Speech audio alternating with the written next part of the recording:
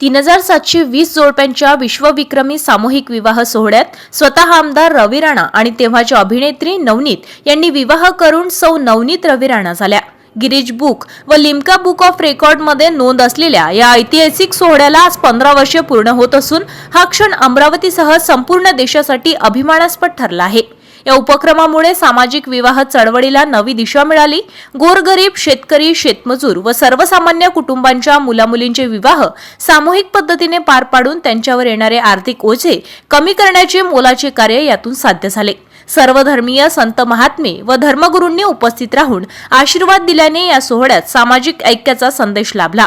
विशेष म्हणजे 15 वर्षांनंतरही हा विश्वविक्रम अबाधित असून या भव्य उपक्रमाच्या यशस्वी साक्ष देतो। 15व्या वर्धापन दिनानिमित्त उमेश ढोणे यांनी रवी राणा व नवनीत राणा या दाम्पत्यास शुभेच्छा दिल्या असून सर्व धर्म संघटनांकडून शुभेच्छा प्राप्त झाल्या असून अभिनंदन होत आहे।